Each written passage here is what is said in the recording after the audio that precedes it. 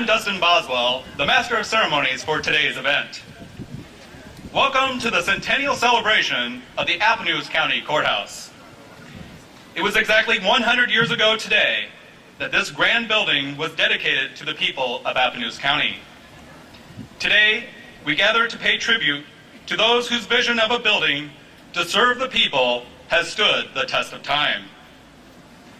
It is also fitting, in a time of war, to honor the service of our veterans and those who are currently serving our country. Today, in some small measure, we hope to show our gratitude for the sacrifice, sometimes the ultimate sacrifice, that they have given so that we may continue to live in freedom. Please direct your attention to the southeast corner of the courtyard. A replica Civil War cannon built by Bob Clark will open our ceremony. Bob's son, Bruce Clark, and his cannon firing squad will fire the cannon once. Then, please direct your attention to the southwest corner of the courtyard as an honor guard and firing squad made up of veterans from throughout Appanoose County will fire 3 rounds in a salute to the service of our veterans. At this time, may I please introduce to you, representing all veterans, Mr. Ben Dawson. Thank you, Dustin. For those of you who have sensitive hearing, may I ask you to please cover your ears at this time, especially over here in the southeast corner. Cannoneers, prepare to fire your weapon. Ho!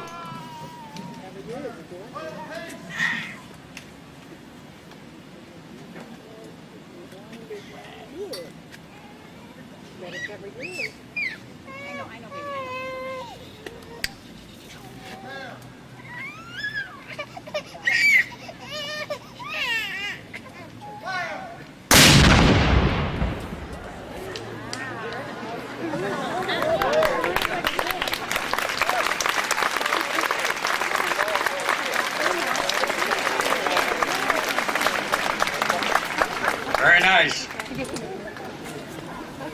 Commander Browns, prepare your unit to fire 3 volleys. Ho! Now they're going to have a firing squad.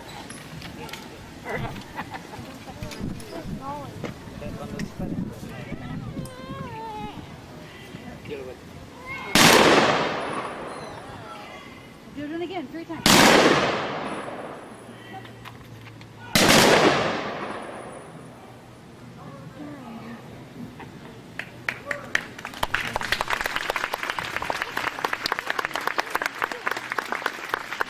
Commander Browns will now bring his troops to present the flags.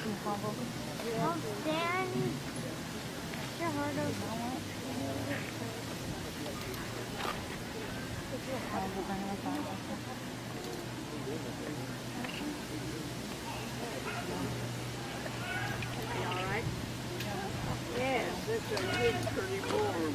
Well, in just a minute, we'll do it.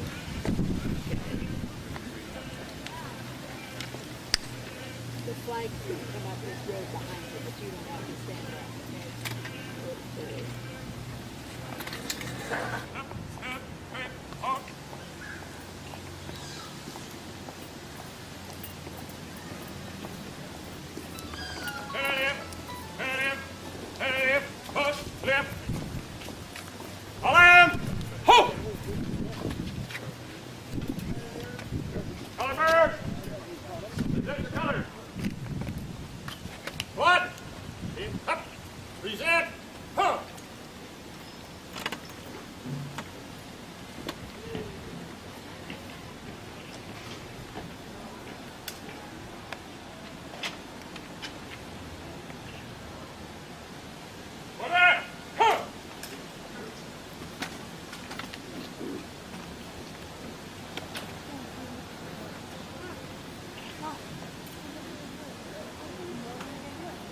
Squad, right shoulder. Huh. Forward. Huh. Then call out. Huh.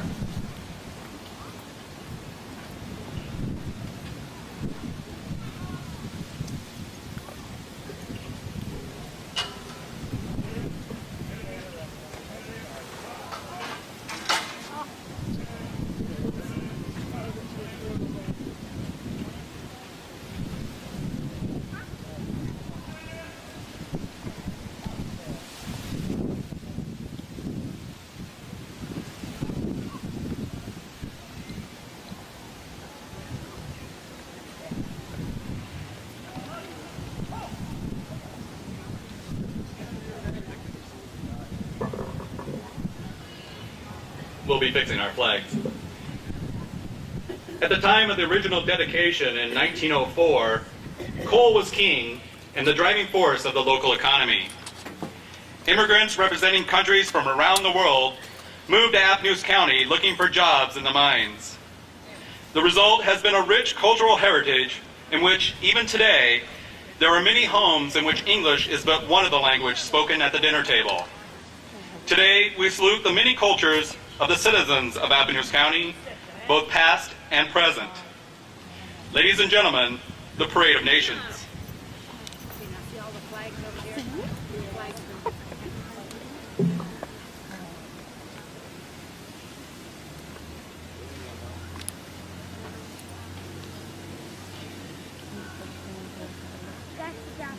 First nation is Austria.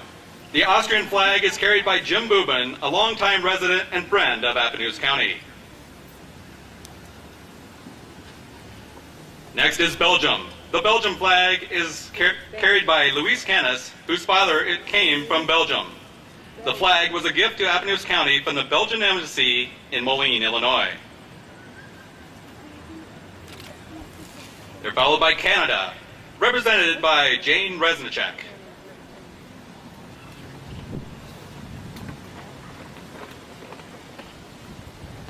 She is followed by Croatia, whose flag is carried by Marty Kozarich. The Kozarich family is a well-known Appanoose County family. George, their grandfather, came from Croatia. They're followed by Czechoslovakia. Czechoslovakia is represented by Raleigh Resnicek and friends.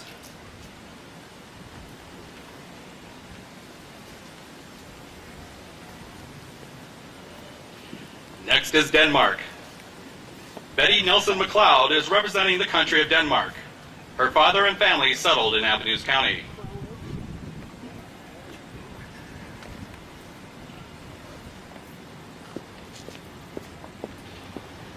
Followed by England. The flag bearer is Anthony Thornberry, hailing from London, England, who is married to hometown girl Anita Resnicek.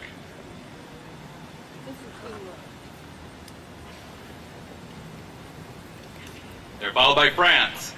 France is represented by Randy Bieber, whose family name used to be Le Bieber. This is France. Followed by Germany. Germany is represented by many generations of the Chris Kessner family. The Kessners have been longtime friends of Appanoose County, and their contributions have made this area a better place. That's German. They're followed by Greece. Greece is represented by Joe Nikas. Nick is the nephew of the famous Nick and George's restaurant on the Centerville Square. That's Greece. They're followed by Ireland. The flag bearer of Ireland is Patrick McKee, an Irishman through and through. This is Ireland. They're followed by Italy. The Italian flag is carried by Tony Craver and represents many Italian families who have settled here. That's Italy. Next is Luxembourg. Chris Regenweather is the flag bearer. Chris's grandfather settled here from Luxembourg.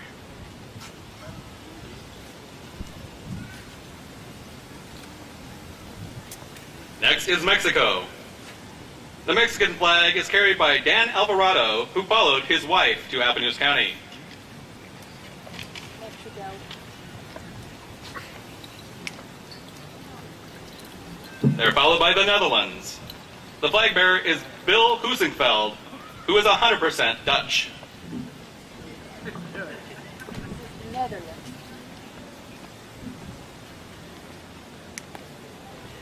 Next is Norway. The Norwegian flag is carried by Pat Adamson McAfee, and the people with her are the descendants of the Hans George Hansen family of Dean, Iowa. They're in Appanoose County for the Hansen family reunion. Welcome. Norway. Next is Poland. Rotary Exchange student Radek Kowalski was to represent Poland, but is instead represented by Dick Dietzman of the Rotary Group. Poland. Next is Russia.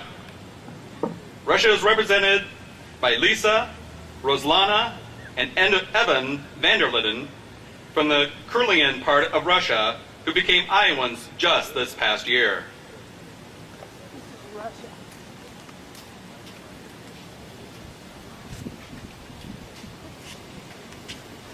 They're followed by Scotland.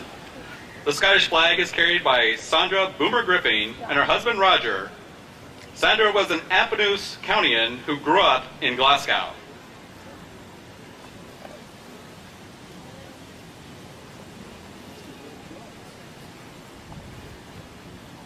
Next is Sweden. The Swedish flag is carried by Greg Gordon.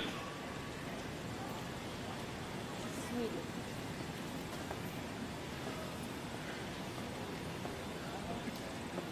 They're followed by Switzerland. The Swiss flag is carried by Carolyn Jenkins. Switzerland.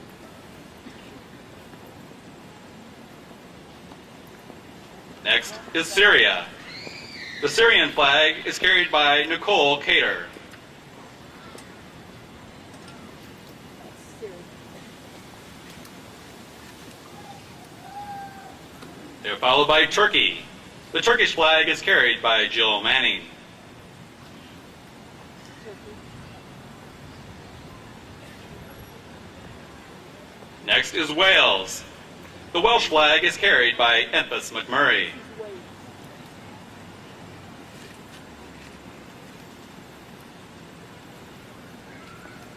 And finally, the flag of Yugoslavia, carried by Kathy Sacco. Yugoslavia.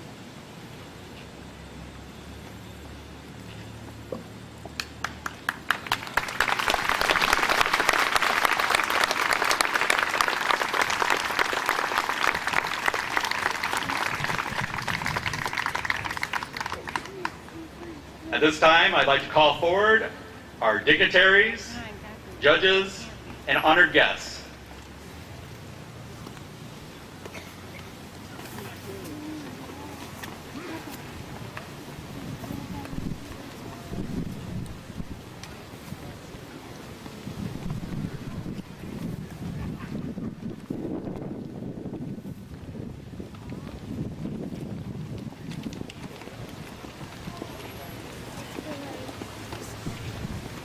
Sorry, thank you. Well, no. Thank you for taking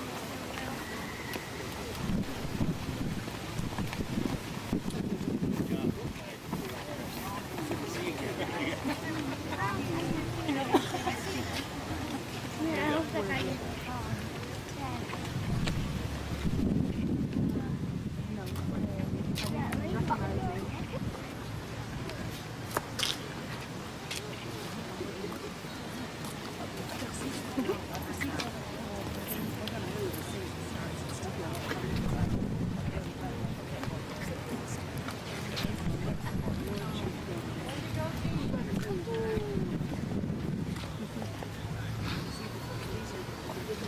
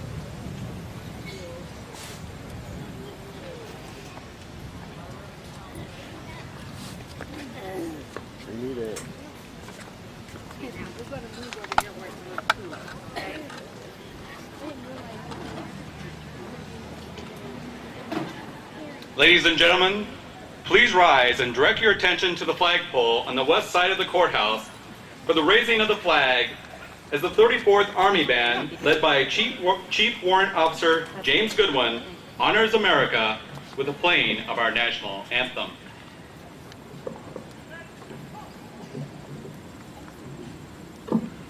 Flag bearers, please raise the flag to its pinnacle.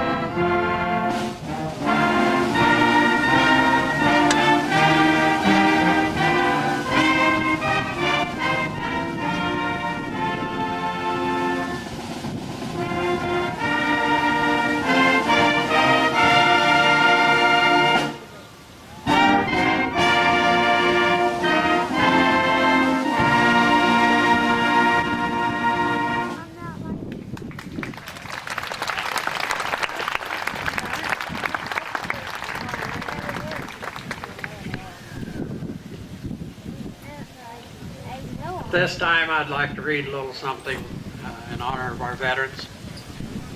Private First Class Nicholas Skinner from Davenport, Iowa, died in Iraq about 2 weeks ago. While on patrol, he was shot in the neck. He crawled as far as he could while bleeding profusely. When he collapsed, his buddy carried him until he reached medical care. But it was too late. Nicholas had bled to death. His buddy was literally covered with his blood. 2 days later, his buddy called Nicholas' folks to offer his condolences. But this time he was too early.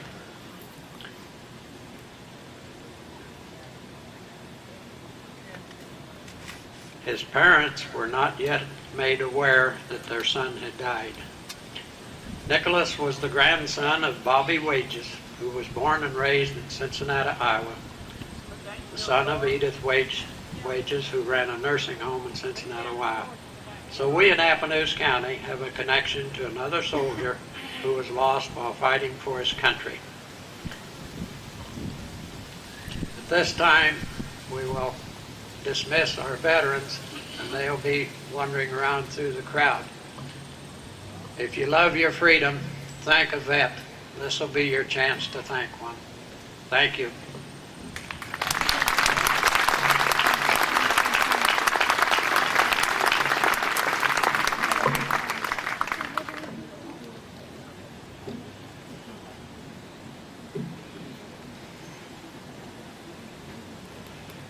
Leading us today in a prayer of dedication is Reverend Diane Christopher of the First United Methodist Church.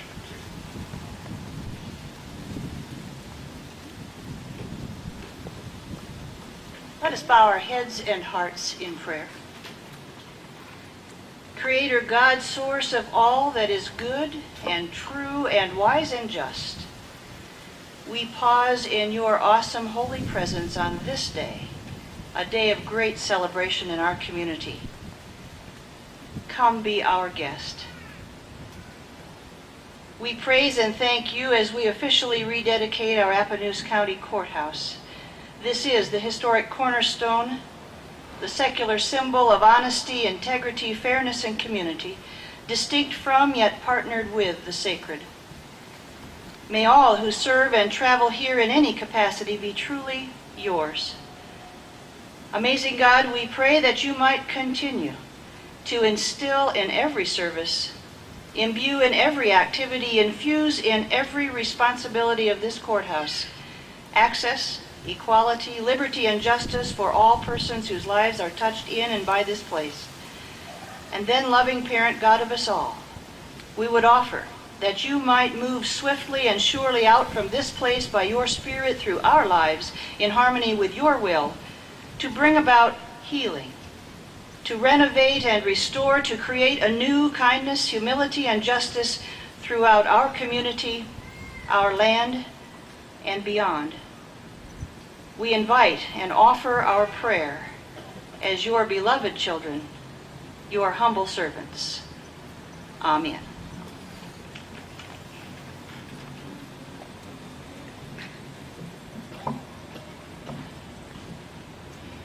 Before proceeding, we do have a few announcements. If you don't have one already, you may get a program for today's ceremony over at the red tent in the southwest corner of the courtyard.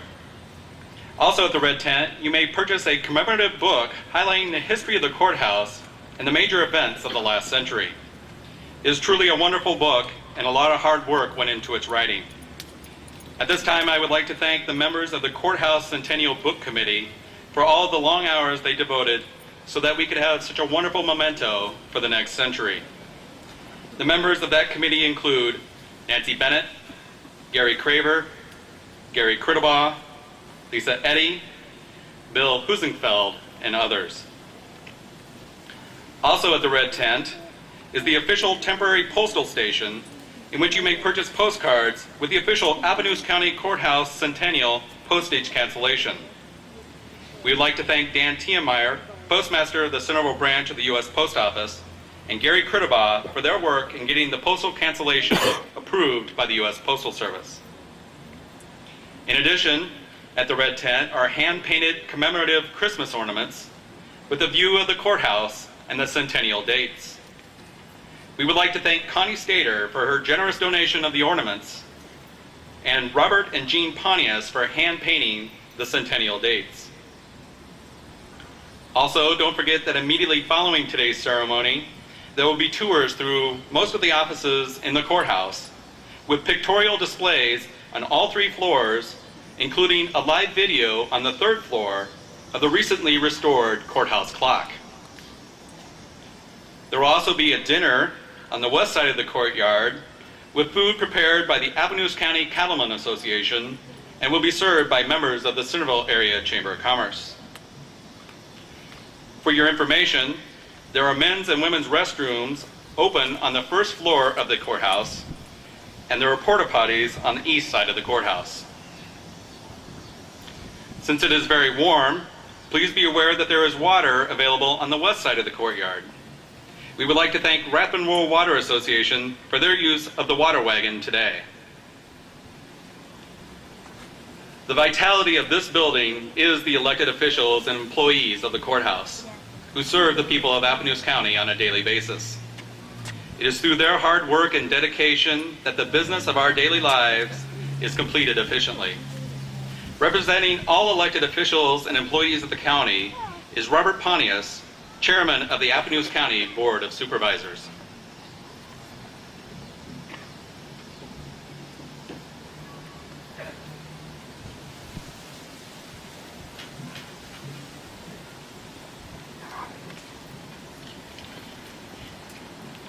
Good afternoon. It's more than an honor to be here today and to have the opportunity to welcome all of you to this, the rededication of the courthouse, which is now 100 years old. In the articles I have read relating to the first dedication of this courthouse, those who spoke at its dedication were associated with the Bar Association in some manner. So it's indeed an honor, and I'm humbled by this opportunity on behalf of the employees of Appanoose County, the other members of the board, and the elected officials to have this opportunity. For those of you who do not know, the first courthouse of this county was erected in 1847 and cost was less than $500. This courthouse was built for less than $100,000, and yet today when we attempt to insure it, it's hard to come up with a figure of its value, let alone the records that reflect all of our lives that are in it. The presiding judge of 100 years ago, Judge Robert Sloan, described this courthouse as a building excellent in design, elegant in construction, beautiful in appearance, strong, durable, and will prove to be comfortable and convenient for the uses for which it was designed. This courthouse is still that today. The people of this county by vote made the decision to build this building. Not long after completing it, newspaper articles proclaimed that the people wanted a clock to set atop the courthouse. I and the other members of the board and the elected officials have had the opportunity in the past year to see that clock rebuilt to its original specifications. The man responsible for the restoration of that clock is not with us today, but he reminds me as I talk to him that we have one of the few clocks that he's restored that remains in a courthouse. He expects that the clocks he restores in similar fashion will be placed in museums and not in public buildings. As we celebrate 100 years of the courthouse, we can only wonder what is in store for the next 100 years. In the 4 years I've been associated with your county government, a message we keep hearing tells us we have too much government, too much local government, and too many counties in Iowa. So we must wonder what is in store for the next 100 years. It is the will of the people that this courthouse be built and that your local government exist. It is your dedication and the dedication of those before us who made that decision. And that dedication, like theirs, will lead us into the next 100 years. Again, on behalf of all the office holders in this county, those who work in the courthouse and elsewhere for the county, I welcome you to this special day, which, like that day 100 years ago, will be part of our history. So again, welcome, have a good day, enjoy your courthouse. Thank you.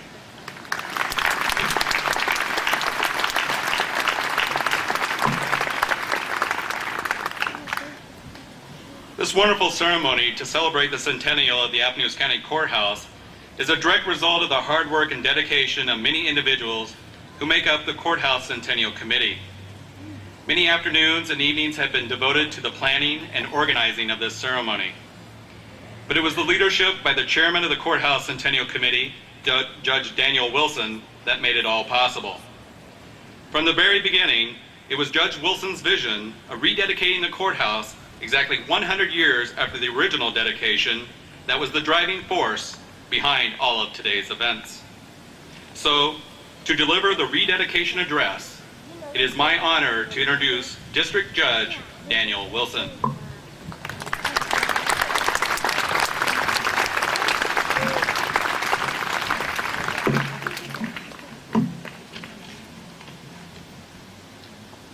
Thank you, Dustin. It is so wonderful to see all of you here today. Thank you for being here and thank you for coming. Our task today is to rededicate our magnificent courthouse building that has served us so well for over 100 years. Our courthouse stands as a visible presence of our form of government, and more specifically, local government, that is closest and most responsive to the people that we serve. It really gives us a sense of permanence, continuity, and history. In a larger sense, however, our task is to rededicate ourselves to the principles that this building represents. Democracy and representative government are only as strong as our will to make them work. Many of the principles for which this building stands are set forth in the United States and Iowa constitutions. For example, the First Amendment to the U.S. Constitution protects our right to assemble peaceably. Our presence here today is a visible demonstration of that right. The First Amendment protects our right to free speech. The comments made here today and the press reporting those comments are a reminder of that right.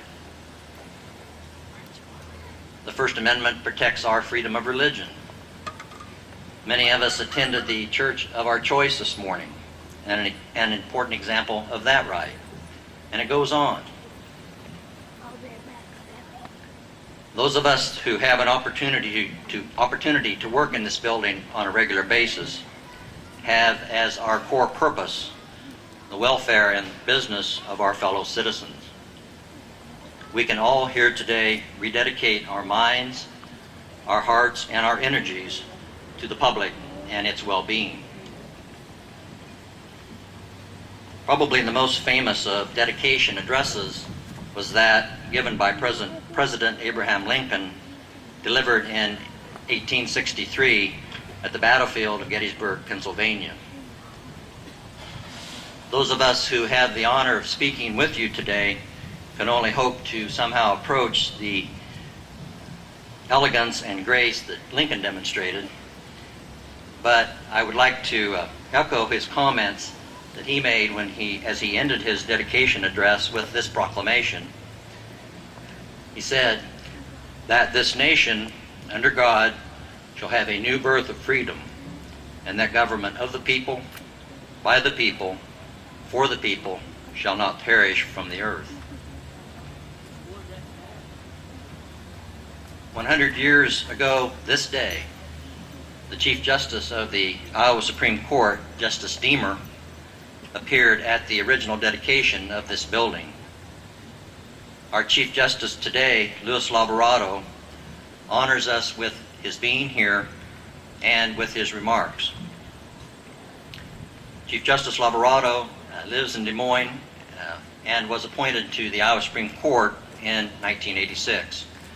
He was elected Chief Justice by his fellow justices in 2000, and in that capacity serves as the administrative leader of the Iowa Judicial Branch. Justice Laborado was first in his class at Drake Law School. After law school, he worked in private practice in the West Des Moines area. He served as a district judge from 1979 until his appointment to the Supreme Court. We're very, very honored to have him and fellow Justice Wiggins and all the other judges and elected officials and dignitaries that have come today with us to be with us. Justice Laborado.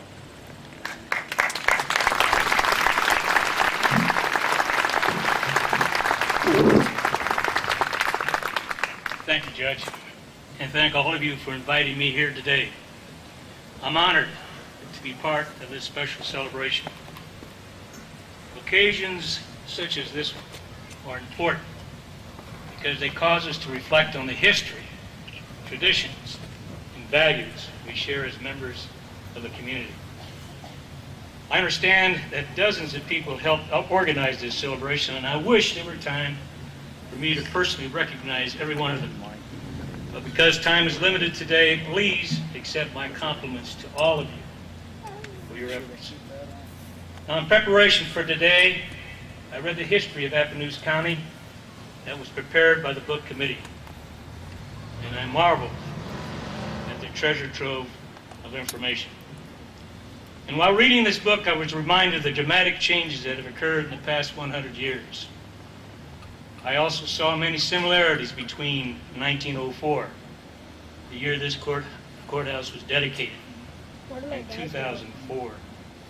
For instance, around the time that this elegant courthouse was built, Iowans were witnessing a rapid social and economic transformation brought about by the emergence of new technologies, such as the electric light, telephone, automobile, and the airplane. Today, we're witnessing a similar transformation that springs from technology, such as the computers and the internet. There are also other similarities. During the early 1900s, our nation welcomed millions of immigrants from around the world, including my maternal grandparents and later my own parents. And many of these immigrants made their homes right here in Appanoose County, enriching the local culture as well as the economy.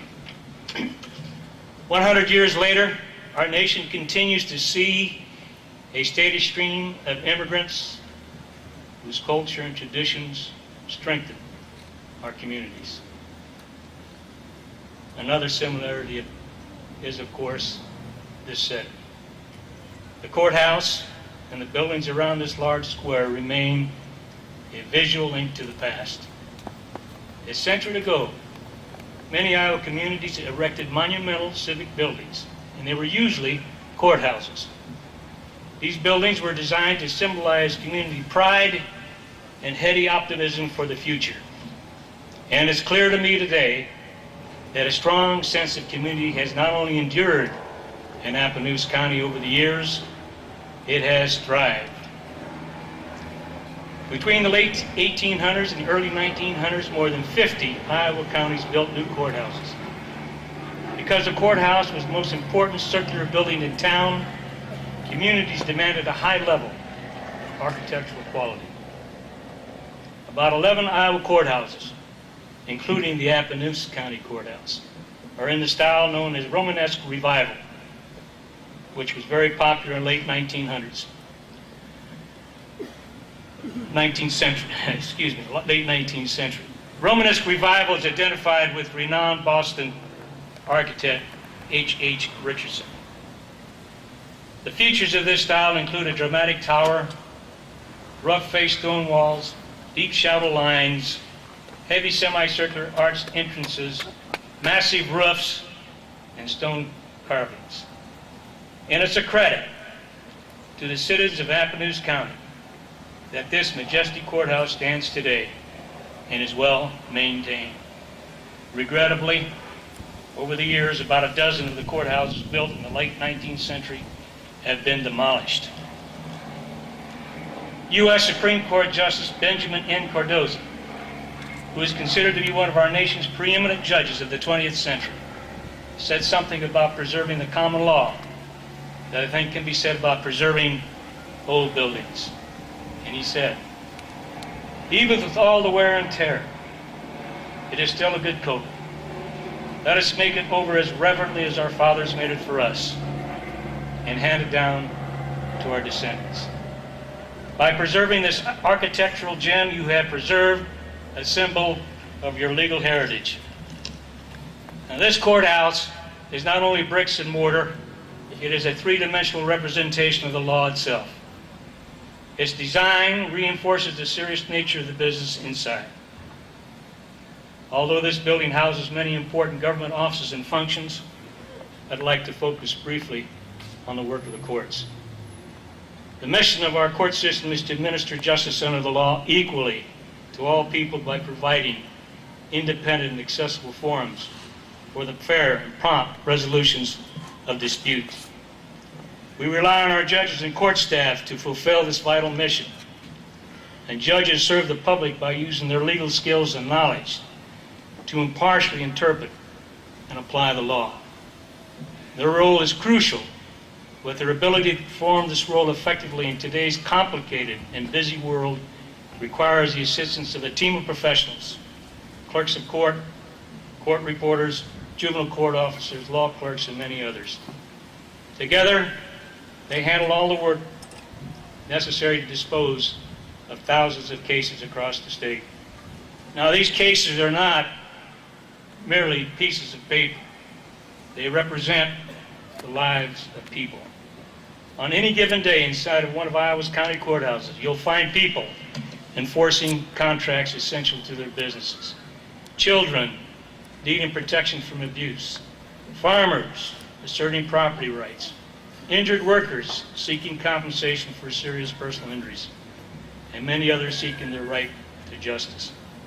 Now, sometimes the parties in these cases dissatisfied with the outcome appeal the decisions entered by the trial courts. In general, decisions rendered on appeal serve as precedent or guidance for lower courts. Over time, our appellate decisions have created a body of law known as case law. And through this process, the cases of ordinary people seeking their right to justice give meaning to and they shape our laws. To illustrate this point, I searched for opinions of the Iowa Supreme Court in cases arising out of Appanoose County. I found more than 400 cases, the earliest case dating from 1855 and the most recent in 2003.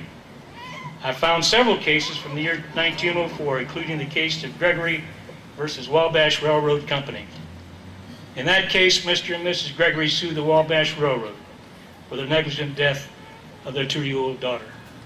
The child was run over by the engine of a passenger train on the defendant's track at a place where there was no crossing or footway. The jury awarded the Gregory's $1,210 against the railroad. Wabash appealed, but the Supreme Court affirmed.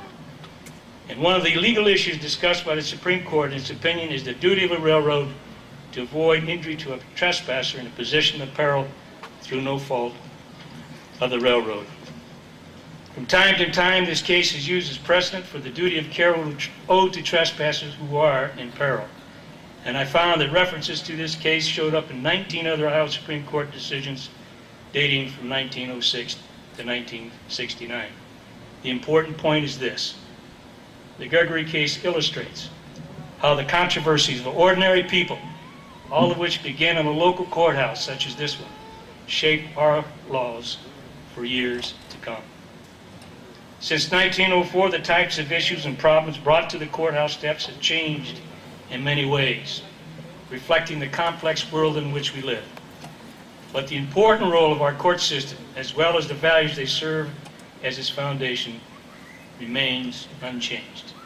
So as we celebrate the 100th anniversary of this venerable courthouse, we also celebrate the powerful ideals for which it stands: democracy, the rule of law, and equal justice for all. Thank you.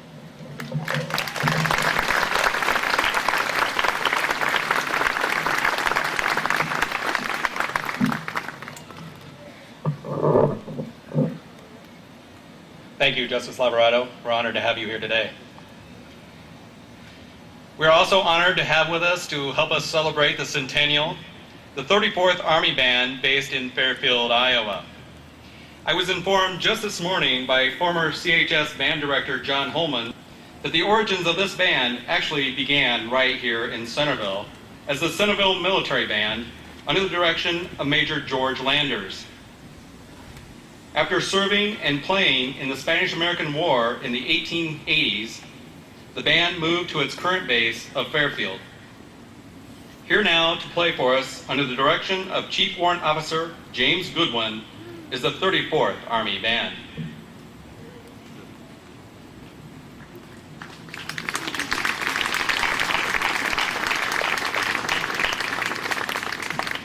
We're going to play a couple medleys for you this afternoon. This first one reaches back into the 30s and 40s. It's a medley of songs by Duke Ellington. We hope you appreciate it. You'll probably recognize many of the songs.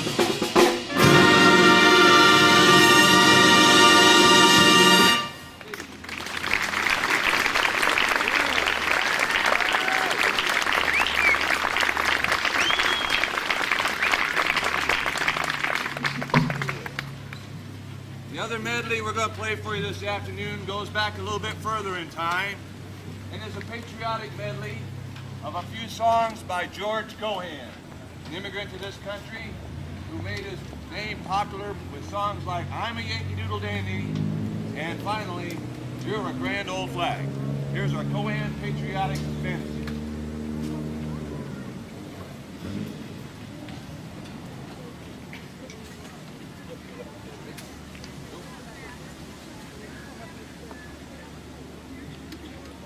Thank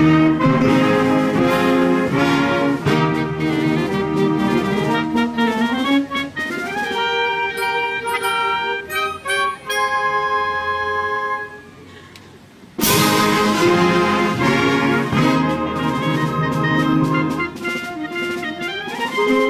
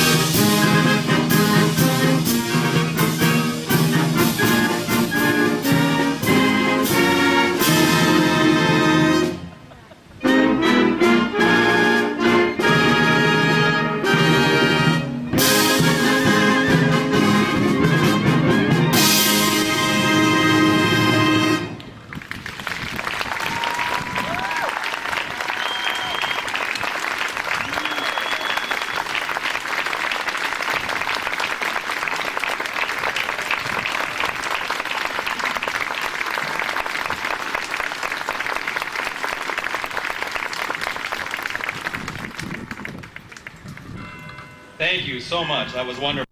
It's tough to get them here, and now you can see why, because they're absolutely delightful. It's nice to have our Supreme Court Chief Justice here. Because I'm not aware of any responsibility in the job that requires that he come out and do this kind of service and honor to us. So I think we should be extra appreciative of the fact that he's here, especially with his robe on, and such a delightful day.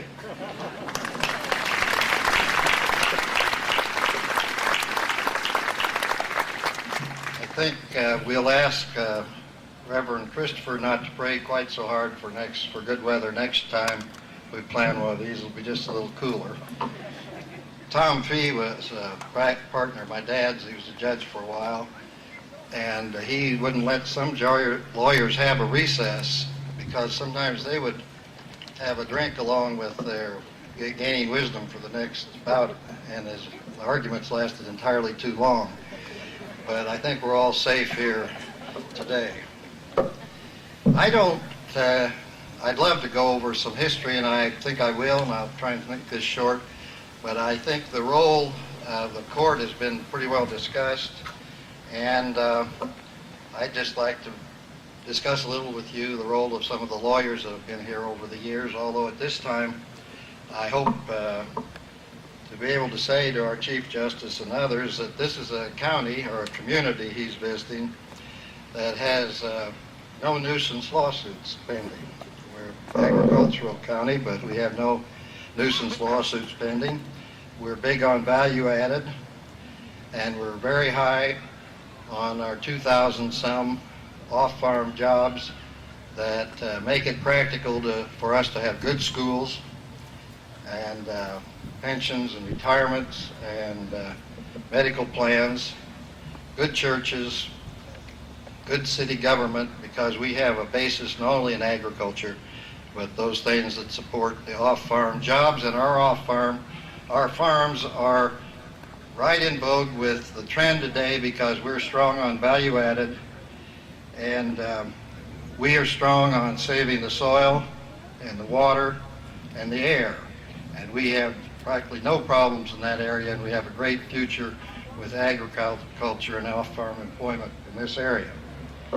I know the Woodens are here, and I think we could probably all give them a round of applause maybe pretty soon. I think it's Ruth Raudebush Wooden and John Wooden are here, and Steve is one of the architects. I'm sorry about the last name, but their grandfather gave the clock here, thought we needed one. He donated it, and I'm told is one of the finest clocks of its type, and it's been restored, and it is truly, as someone said, a museum piece, and I think we owe a huge debt of gratitude and like to think about the antecedents and the present Woodens. Thank you.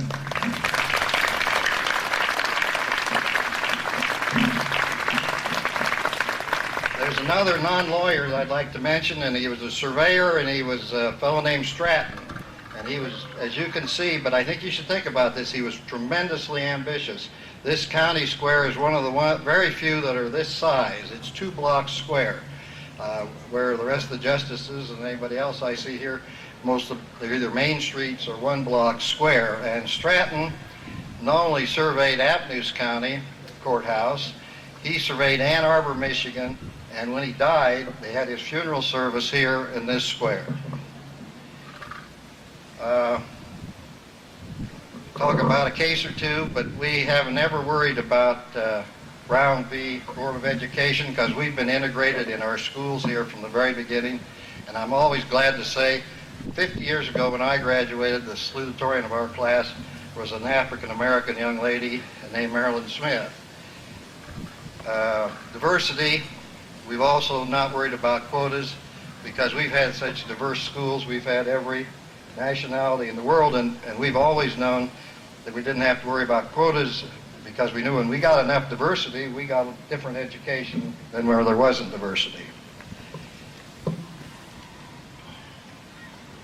The present, I just talk about the lawyers of the past. We called a lot of them General, Colonel, and Captain because they were off to the Civil War, they were off to the Spanish-American War, and many of them served. But the Centerville National Bank was founded by a lawyer, General Drake, and Frank Payne. And across the street there is the building that was built by, I believe his name was C.F. Howell, and he built that so his two sons could join him in the practice, and as was the common then, they had their law office upstairs and the commercial building downstairs. The wooden bank was over here, and then the other wooden had a mercantile store.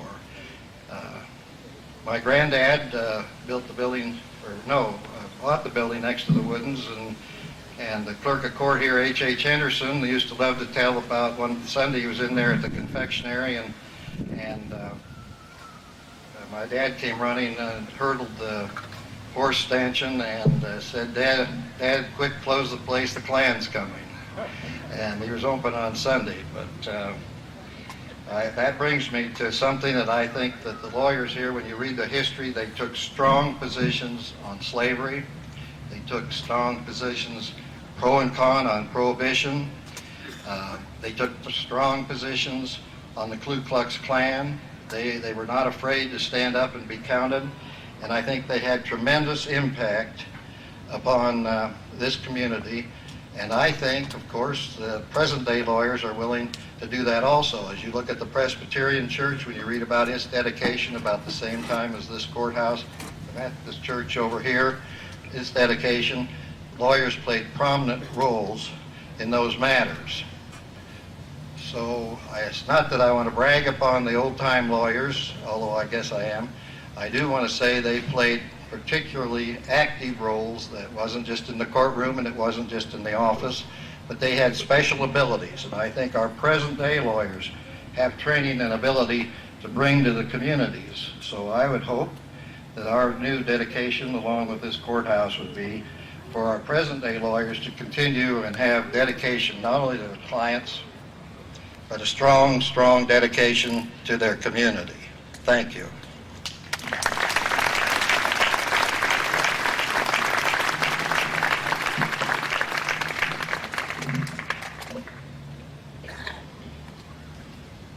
Jim has touched on some of this already, but we do want to specifically honor some guests that have made special trips to be with us today. In 1904, when this building was dedicated, the courthouse clock was generously donated by Centerville banker James R. Wooden. Today, in honor of Mr. Wooden's memory, are his great-grandchildren, Gene Wooden Brower of Fort Collins, Colorado, John C. Wooden of Arlington Heights, Illinois, and Ruth Wooden Rodebush of Overland Park, Kansas. Please stand if you are in the crowd.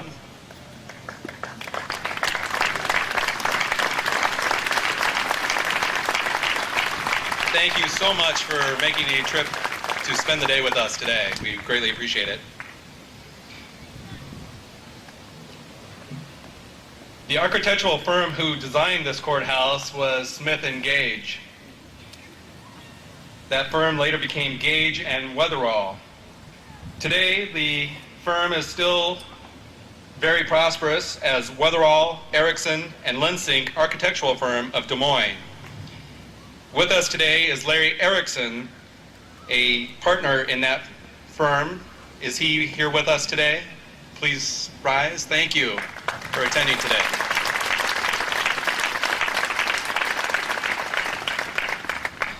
And representing Peatman Plumbing, the plumber of the original courthouse, is represented by Kay Crawford of Unionville, Missouri. Kay, please rise. Thank you all. You are providing a link from the past and the present for us, and we greatly appreciate you being here today. This courthouse in which we are celebrating is actually the third courthouse building in the history of Appanoose County.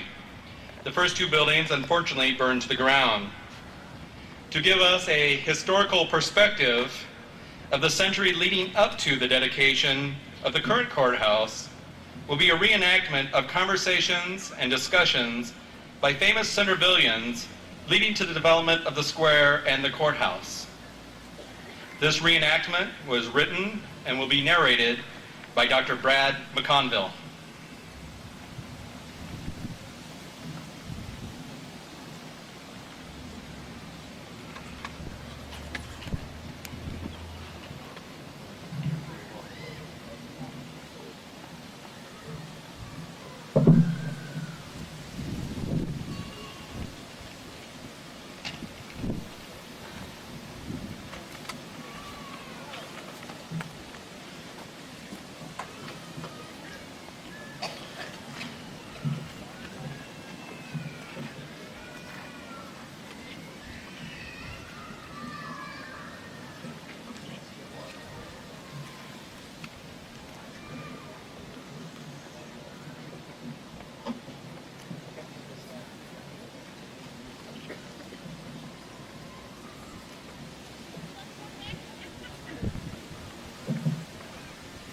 Greetings, citizens of Appanoose County, visitors, and esteemed guests. What a great journey it has been throughout the last century. And this fair lady of stone has been here to witness it all. It has been a steady progression of great people, great events, and great history here in Appanoose County. And even preceding the construction of this fine courthouse, all the years of pioneering efforts that eventually brought this courthouse to fruition. I was then known as Squire Spencer Wadlington, Centerville's first merchant. I feel fortunate that I was here as witness to the great stories and events, and at times struggles that took place in the early development of this county and city. I can still remember the days which followed soon after the arrival of the first settlers to Appanoose County. J.F. Stratton, Colonel Wells, the Cooksies in 1841, Dr. Worthington, the Packards, soon after. One by one, families of settlers came into the area. A new county was established January 13, 1843, and finally ratified in 1846 when Iowa became officially a state.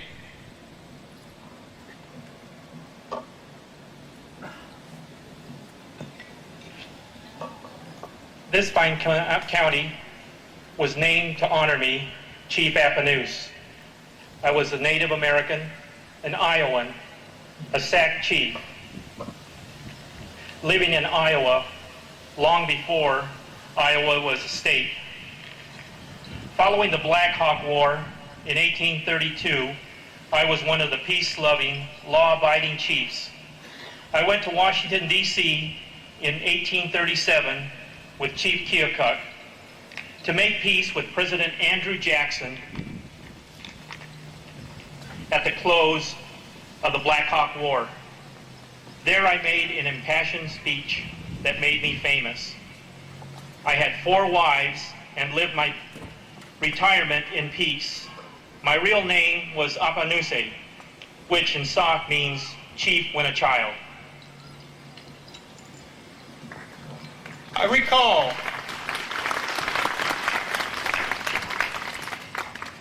that it was J.F. Stratton himself who first laid out the town plat of this fair city, at that time known as Chaldea, in October 1846, as approved by the Board of Commissioners.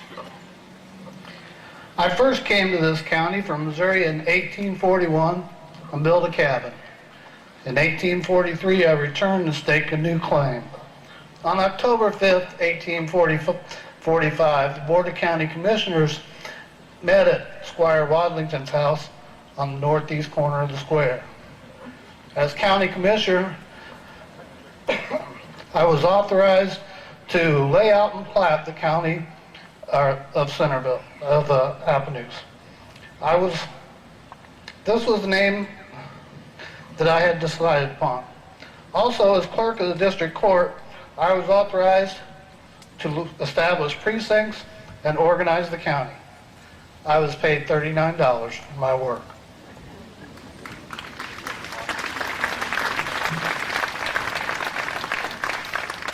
I recall that the name of our town, Chaldea, was changed by the first Iowa legislature on January 18, 1847. This name change resulted in a somewhat unusual manner. As Reverend William Manson, I had my own ideas as to what this town should be called. At a house raising late in 1846, I executed my prodigious powers of elocution to persuade the assembled group to name the town after one of my heroes, the favorite Governor Center of Tennessee. who was an ardent Whig politically. Seemed only proper since most of those present were also Whigs politically. But the sage and wise legislature in Iowa City, assuming that we country folk didn't quite have up to snuff the ability to spell, changed that S to a C, and it has stuck ever since.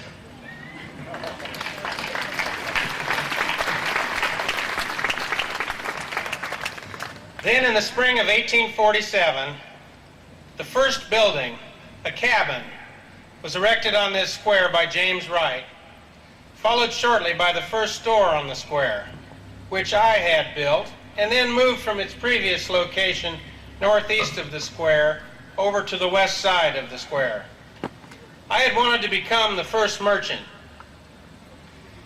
Soon, buildings sprang up around the square built by other pioneer notables. The hotel built by Packard, Cochran's Grocery, Hughes and Beeler blacksmith shop, Charles W. Howell, the merchant, the Bradleys. The town was booming, but soon needed a courthouse for a seat of county government. I was the first mayor, but was tired of having all the meetings in my store. As so many of you may recall, after the vote to erect a new courthouse, following a vote of the commissioners on July 5th, 1847, I, Sheriff Andrew Jackson Perdue, thereafter known as Uncle Jack, awarded the contract to James J. Jackson to erect a 20 by 24 log structure on the southeast corner of the square. It was to be 1.5 stories high, made of well-hewn oak, with a 9 light panel, 8-foot by 10-foot windows on each gabled end. The first floor was to be 8 feet tall, with the second floor being 4.5 feet tall to be used for storage.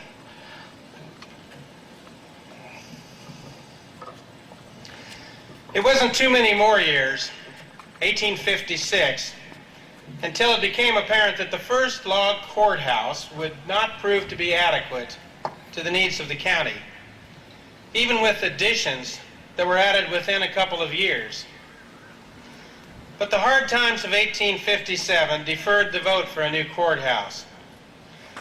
Finally, a special election was held on May 19, 1860, to determine whether a new courthouse should be built at a cost of $15,000, and it passed by a landslide.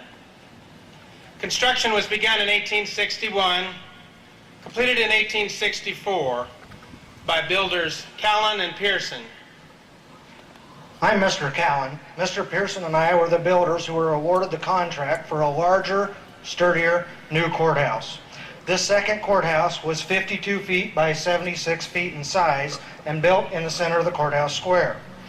It was built 2 stories high with a basement. The first floor was to be used by county offices. The courtroom and jury rooms occupied the second story. The brick to build the courthouse was actually made right over here where the current bandstand is being rebuilt. The walls were handsomely frescoed with the Goddess of Justice and the Goddess of Liberty portrayed on the walls. The American Eagle was portrayed on the ceiling. It was said that the roof was fireproof. The tower rose to a height of 99.5 feet from the ground. The courtyard was enclosed, well set in trees, with hitching racks surrounding the courthouse lawn. The total cost was $23,000.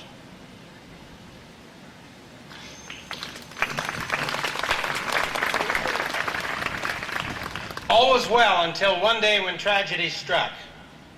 On the 4th of July in 1881, while shooting off fireworks from the tower, the courthouse caught fire. The building was saved, but the tower was destroyed, along with a part of the roof. My name is C.R. Inman. I was a contractor. After the tragic fire of 1881, the building was really never fully repaired. The tower wasn't put back up, and it was just not very adequate. In 1891, the building was condemned, And so they removed the second floor and the tower and made a building, one-story building, and they put a roof over it. And that was the notorious building known as the sheep shed.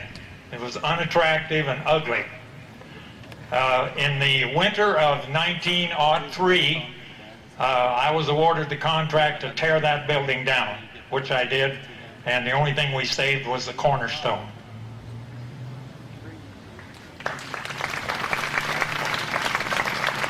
Bill, you can sit in this chair. We recall that despite the unsafe and unsanitary courthouse structure, it was difficult to pass bonds for new construction. Elections to issue bonds failed annually because of the economic climate of the 1890s.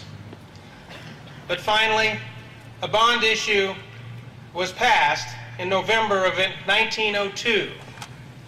The contract was let to William Peatman of this city for $69,000 for our fourth and final courthouse structure. Hi, I'm William Peatman. I was the general contractor on this project. After many years of much frustration, we finally realized this beautiful stone structure.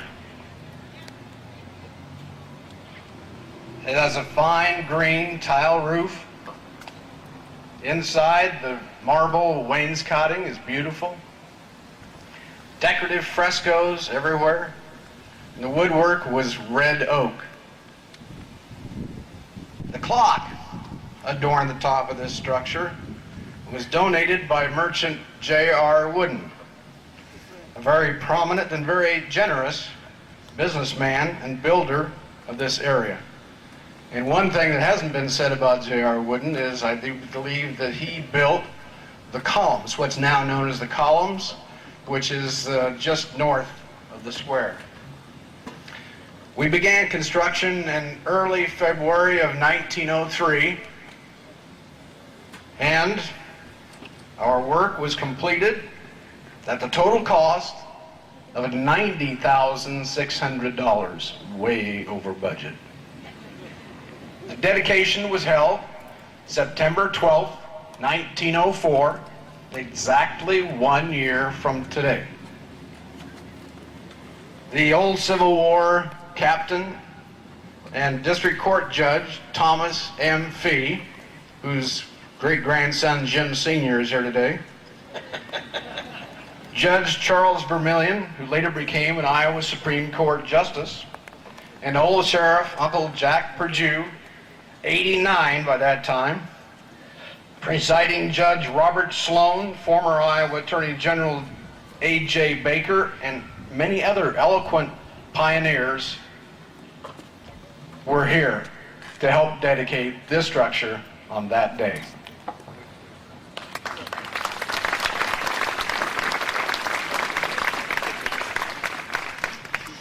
And so the story continues on as this fair old stone lady was destined to witness continuing progress and prosperity throughout the next 100 years, from 1904 to 2004.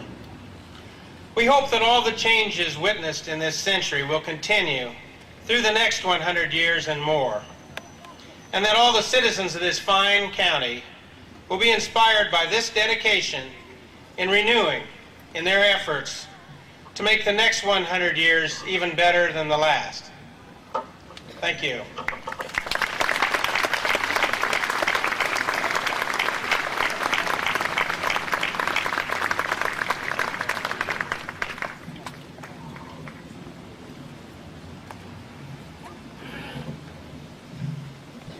What do you think?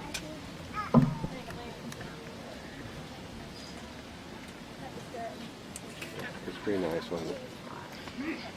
Once again, we're very proud to have the 34th Army Band with us today.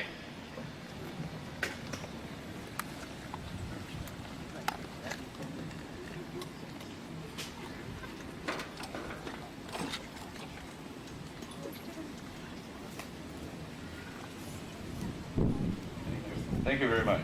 What we'd like to do at this time is honor the veterans in the audience. We're going to play a medley of the service songs. And I always have to say this, please don't be offended if your service isn't played first. The first song you're going to hear, help me out a little bit here, is the Marine Corps song. I'll announce it, and then right after we start playing, we'd like all the Marines in the audience to stand up. Then shortly after that will be the United States Navy song, Anchors Aweigh. And then after that, each one of them, by the way, will be separated by a short drum cadence. Then after that, we'll do the Air Force song, Up We Go Into the Wild Blue Yonder. And then we'll do the Coast Guard song. By the way, are there any Coast Guard members, former Coast Guard members in the audience? Every now and then we find one or two. But we're going to go ahead and play that song called Semper Paratus. And then finally we'll end with the song that we like to play the most, The Army Goes Rolling Along. So, here we go.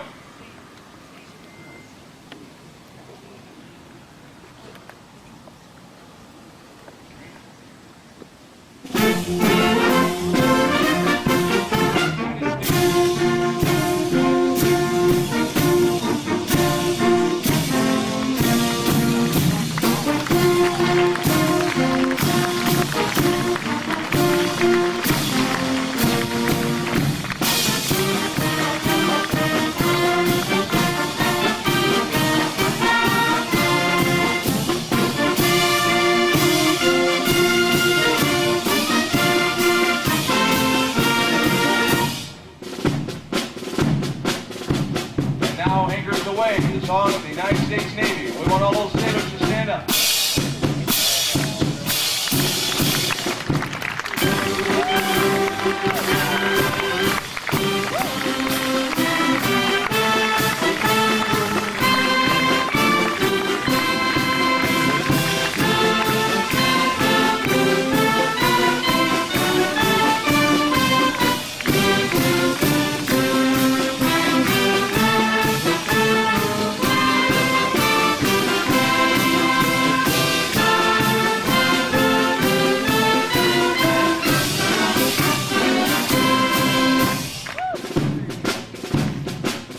That 6/8 cadence signals the start of the Air Force song.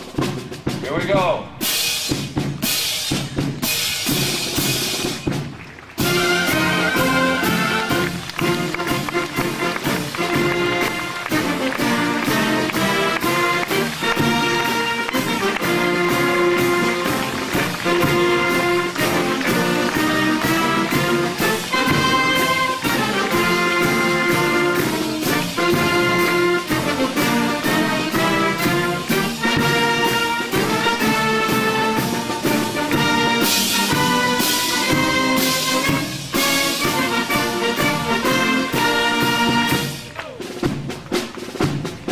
Here's the song of the United States Coast Guard, Semper Paratus, Always Prepared.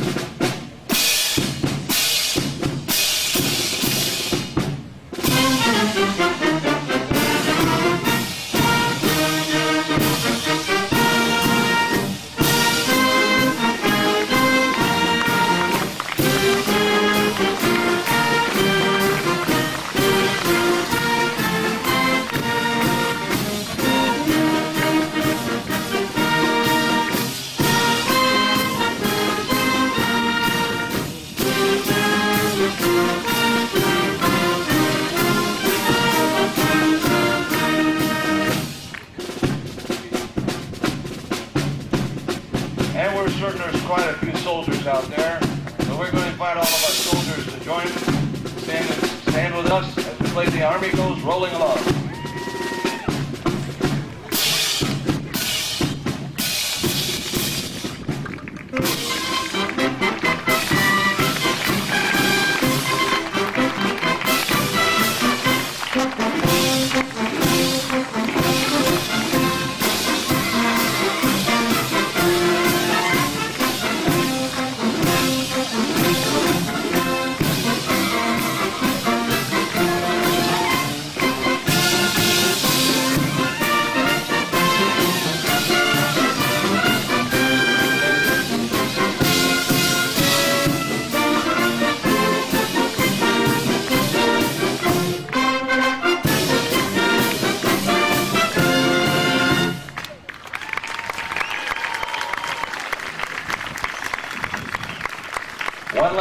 let's have all of our veterans please stand and be recognized. All of the veterans, please.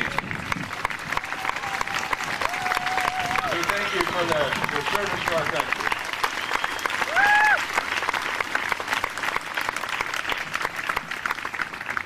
Thank you so much, Chief Warrant Officer James Goodwin. And thank you to the band members. We appreciate your attendance today. You've really made this a special event for us.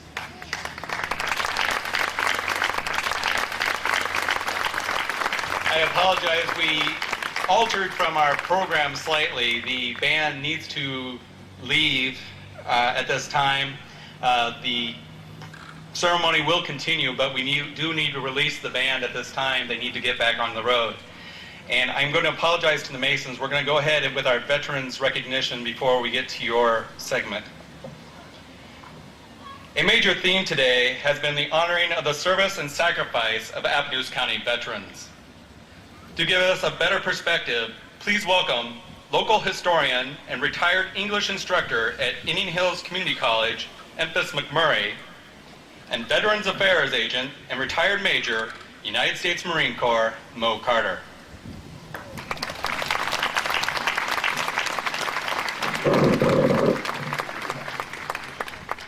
Ladies and gentlemen, in the 158 years of the history of Appanoose County, our citizens have been asked 8 times to defend and honor what the United States represents around the world, and those principles are freedom, equality. In 1861, when Abraham Lincoln at the fall of Fort Sumter first called for 75,000 volunteers, men and boys from Appanoose County stepped immediately forward. They marched around this square with a fife and a drum, asking recruits to join in behind. A line of wagons on the south side of the square took them to Ottumwa, to the nearest railroad, and they were transported to Keokuk, where the Civil War training camps were then. They served with pride and with honor. And the places where they fought are like bells from the history of the Civil War. Places like Shiloh, places like Vicksburg, Marks Mill, Missionary Ridge. 1,500 young men fought in that war and left Appanoose County. 300 never returned. Their names are forever placed on the Civil War column at the front of our courthouse. In 1898, President McKinley called for 125,000 volunteers to help wrestle Cuba and the Philippines from Spanish domination. On the afternoon of April the 26th, 1898, the National Guard company from this town, which was then known as Company E, marched out of what was Centerville's first armory. It was on the corner of Drake and the Highway 2. They marched out dressed in blue uniforms with campaign hats, and they carried Springfield rifles. And they marched behind Company E band, followed and led by George E. Landers, who was the ancestor of this band that you heard previously. They left for Des Moines, and 5,000 people lined the streets in this town to see them go. They left for Des Moines en route to Jacksonville, Florida. There were 104 of them. Typhoid, yellow fever, and pneumonia took the lives of 4 young men. Then, at the end of June 1914, a small news item halfway down the front page of the Iowegian newspaper reported an event that had happened in Europe, which would catapult America and Appanoose County onto the front stage of international relations. In the town of Sarajevo, Serbia, a young Serbian nationalist had assassinated Archduke Franz Ferdinand of Austria. Almost immediately, the whole of Europe was engulfed in that war, and feelings in Appanoose County ran high. In 1914, we had immigrants here from every single one of the participating European countries, and a deposed king of Serbia was the Rock Island representative in Numa. His name was Maximilian Theodore Struve, who had witnessed his own parents butchered. By October of that year, recruiting in this town had begun, when Woodrow Wilson announced that relations between America and Germany, who had emerged as one of the major people fighting in Europe, he said that recruiting would immediately take place in this town. On the afternoon of May the 14th, 1914, Company D left this town. This time they left Centerville's 2nd Armory, just off the square on East Jackson. It's now Hubbard House apartment block. They marched out that day, led by the Unionville Town Band and the mayor of Centerville carrying the flag. They joined the Rainbow Division of Douglas MacArthur in France, and they fought again with honor and distinction at the battles of World War I in the places in France known as Château Thierry, Champagne, the Argonne, the Marne, and Champagne. 104 men left this town. 54 did not return. In the 14 years of uneasy peace, the people of Centerville watched with alarm while Adolf Hitler and his fascist forces came to power in Germany. The people in the town watched those fascist forces as they jackbooted their way across the whole of Europe until Great Britain stood alone. Franklin Delano Roosevelt was worried too. He immediately expanded the draft and ordered new recruitment. Company G in Centerville immediately increased its numbers to 110. On March the 3rd, 1941, they marched out of the armory singing the Iowa Corn Song on their way to Camp Claiborne, Louisiana. At the same time, all young men between 21 and 36 were ordered to register for the draft. They did so upstairs over the Centerville National Bank, now the Mercantile or U.S. Bank. And as their numbers were called by a national lottery, those draftees did not leave en masse. They left in 1s and 2s and 6s and 7s and sometimes 8s and 9s. And they left by bus from outside Allen's bookstore, now the Attic. And where did they fight? Those men fought on both sides of the world. They fought across North Africa.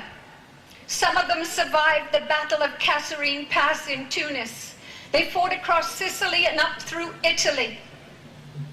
They fought in the Atlantic and they fought on the Normandy beaches.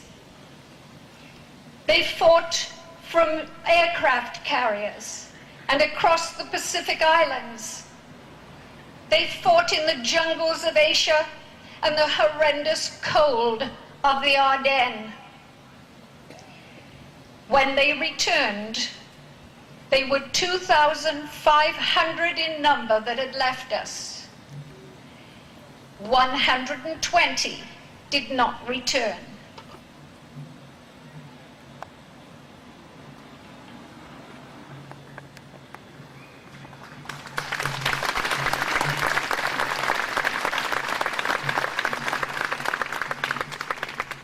On June the 25th of 1950, South Korea was invaded by Communist North Korea. President Harry S. Truman ordered United States planes and warships to aid the South. Within a week, the draft law was extended to bring military forces up to strength. At the same time, he promised the use of ground forces. And these ground forces, and on July the 29th, these ground forces was Company G. Company G in olive drab uniform and under the leadership of Captain Wallace Kessner left for the Rock Island Station for Camp Leonard Wood in Rolla, Missouri. Shortly after the departure of Company G, draftees arrived at the recruiting office, located on the first floor of this courthouse. 150 served and 14 died. The containment of communism in other Southeast Asia countries was the reason for the United States' involvement in the still divisive War of Vietnam. Again, draftees reported to the courthouse before their departure. They fought in the Delta, they fought in the jungles, they endured the elements, and were subject to booby traps, punji pits, and ambushes. Of these draftees that answered the call to duty, 11 died. Then came the 1990s. The scenes of conflict shifted from Europe and Asia to the Middle East. Our local National Guard served in the Gulf War and now served in Operation Iraqi Freedom.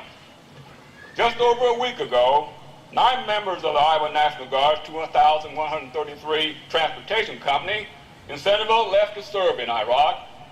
To them and to all their family members, we express our gratitude and the pride and respect and our prayers for their safe return. Thank you.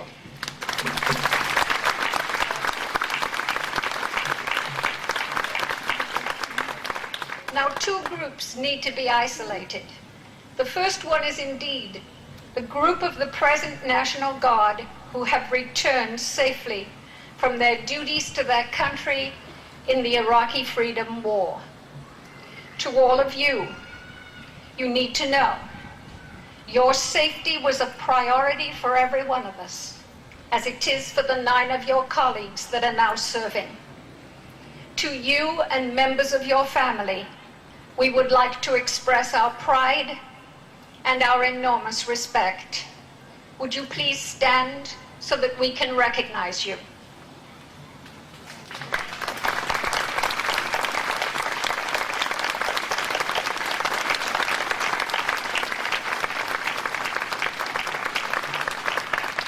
And now to the second group, the Second World War veterans that are present. There's much emotion on my part to express to all of them.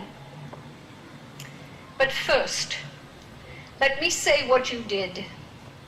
You defeated the evils of Nazism and imperialism to a total end.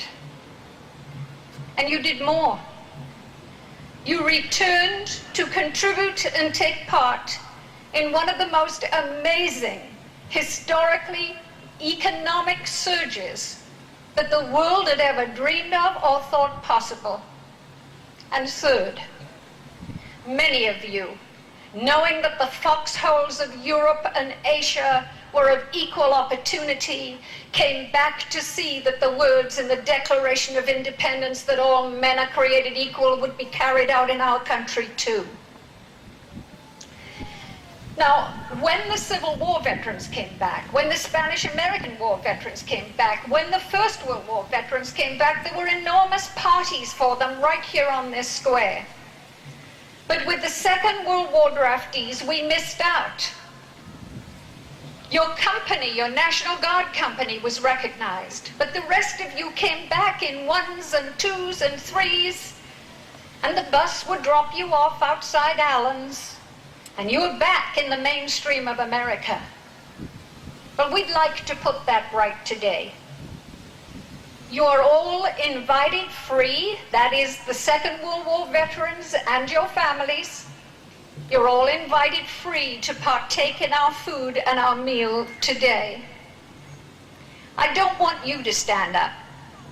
I'd like the rest of us to stand up and to say, 50-odd years a bit late. Thank you, and thank God you're still with us.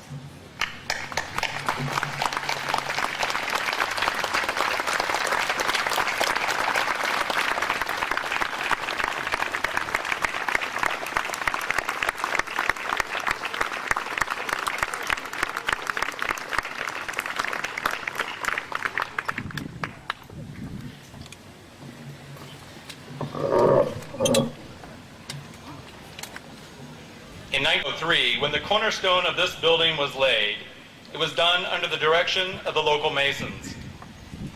In tribute to that ceremony, members of the Jackson Lodge number 42 and Masons from around Appanoose County, led by Gene Aldrich, will now explain the significance of the Masons and their role in laying the cornerstone.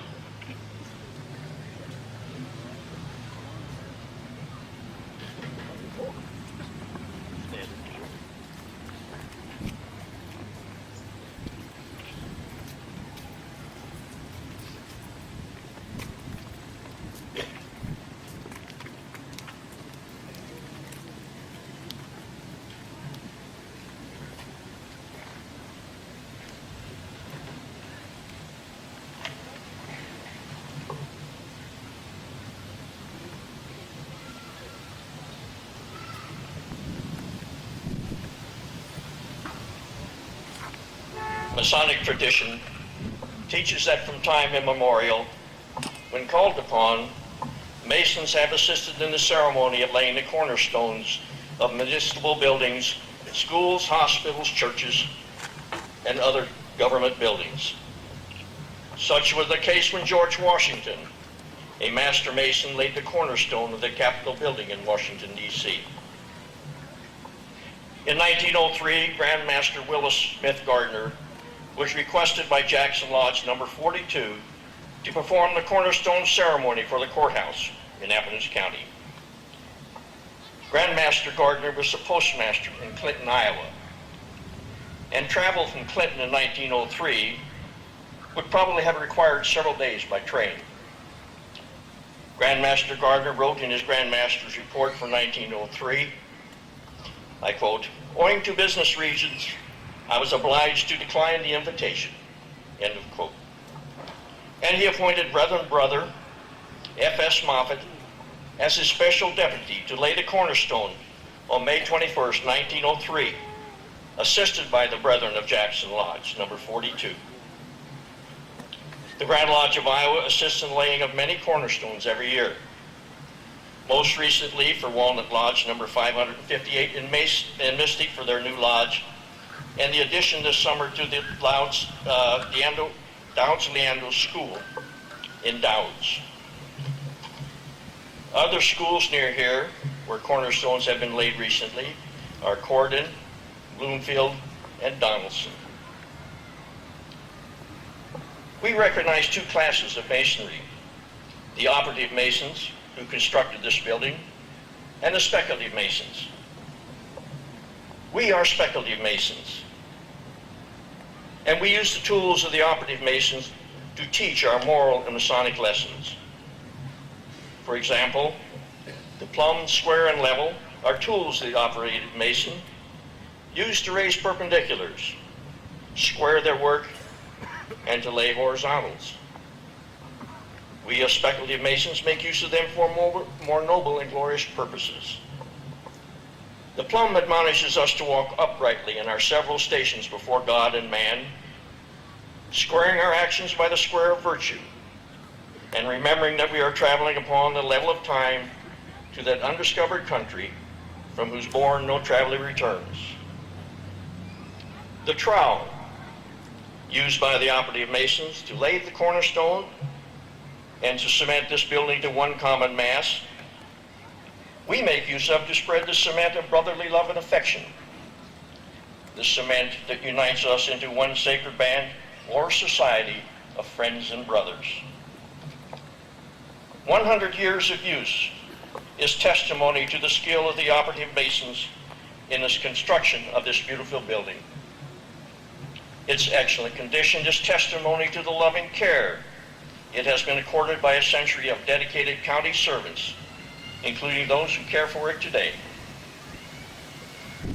Now in commemoration, a new stone has been placed in the northeast corner, near the original cornerstone. It will remind all who read it of the pride of the people of Appanoose County in their heritage. The stone was donated and set by Supervisor Larry Golick, and engraving donated by Centerville Monument.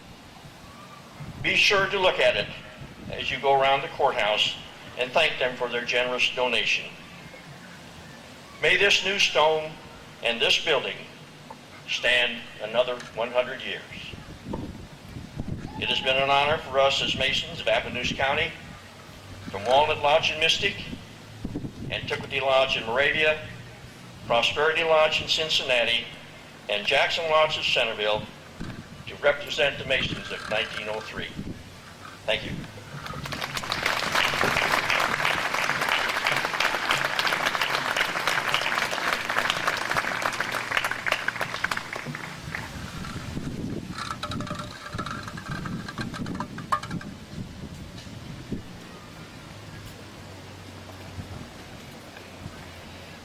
In a few minutes, the Civil War replica cannon will fire, signaling the end of our ceremony. But before that, I do have a few announcements. Don't forget, we'll be serving a meal on the west side of the courtyard under the tent. The food has been generously provided by the Appanoose County Cattlemen Association and will be served by members of the Centerville Area Chamber of Commerce. As Empress McMurray had said, we would like to extend a special invitation to all World War II veterans, as you and your families will be allowed to eat for free. Also, don't forget that tours will be conducted inside the courthouse, and most offices are open for viewing. There are pictorial displays on all 3 floors, including a live video on the 3rd floor of the recently restored courthouse clock. There are still commemorative books for sale over in the red tent. Get yours before they're gone, as there are only a limited number imprinted. Today, you can purchase your book at a discounted price of $20. After today, books may be purchased at the courthouse and at Bradley Hall for a price of $25. Also, you can get a postcard with the official postage cancellation saluting the courthouse's centennial. Also, the commemorative Christmas ornaments that were hand-painted with the centennial dates also for sale over at the red tent. We have several groups and individuals that we need to recognize and thank. Without these people, none of this could have been possible. And I apologize if I have left anyone out. But we would like to thank Alliant Energy, Kerwood, Hy-Vee, Rathbun Rural Water, the Daily Iowegian, KCOG and Fred Jenkins, Royal Simmons, John Holman, the Historic Preservation Society, Mary Mullaney, and all those whose donations have helped create this event. As we look forward to the future, it is important to respect all that has occurred in the past. We are all part of the history of this building and the history of this county. We must strive to amend our wrongs and work to build a prosperous future. Thank you to all of those who have made today such a wonderful event. In particular, I would like to thank Chief Justice Laverado for attending today, the 34th Army Band. It was wonderful to have them here today. In the crowd today, I would like to recognize Senator Keith Kryman and Representative Kurt Swain. But I'd also like to thank all the people who have worked so hard in putting this event together, and to thank all of you for attending today. Thank you, and good night.